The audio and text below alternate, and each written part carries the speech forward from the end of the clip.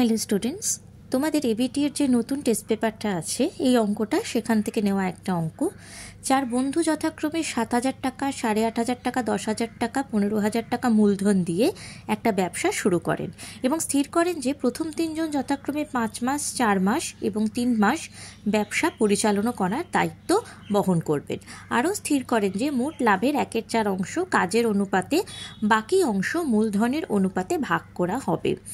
1 বছর পর যদি 3,888 টাকা লাভ হয় তবে লভ্যাংশ হিসাবে কে কত টাকা পাবে। তো প্রথমেই দেখো আমরা চার বন্ধুর মূলধনের অনুপাতটা বার করে নেব। তারপরে প্রশ্নে যেরকম বলা আছে লাভের 1/4 অংশ, তো সেই লাভের 1/4 অংশ কত সেটা বার করে নিলাম 972 টাকা।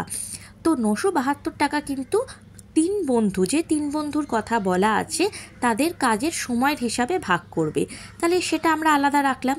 এবার কতটা বাকি থাকবে সেটা বার করে নেব। তাহলে 3,888 থেকে 972 বিয়োগ করে 2,916, সেই টাকাটা কিন্তু চার বন্ধু মূলধনের অনুপাতে ভাগ করে নেবে। তো চার বন্ধু মূলধনের অনুপাতে ভাগ করে নিল। এরপর দেখো যে 3 বন্ধু 5 মাস, 4 মাস এবং 3 মাসে কাজ করেছে তাদের অনুপাতটা আমরা দেখব। তো প্রথমে কি করা হলো, তাদের অনুপাত বার করা হলো এবং 972 টাকাটা ছিল সেটা কিন্তু প্রথম বন্ধু পাবে 5/, তাহলে 3টে যেরকম যোগ করে দেওয়া হয় তোমরা জানো, তার সঙ্গে 972 গুণ করে দেওয়া হলো। তাহলে এই যে টাকাটা 405 টাকা, এটা হচ্ছে তারা কাজের অনুপাতে পেল। একইভাবে দ্বিতীয় এবং তৃতীয় বন্ধুরটাও কিন্তু আমরা বের করে নেব।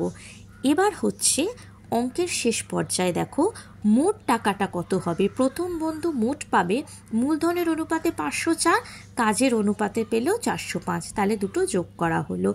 একইভাবে দ্বিতীয় আর তৃতীয় বন্ধুর টাকাটাও যোগ করে যেটা হবে সেটা হচ্ছে তার মোট প্রাপ্য টাকা।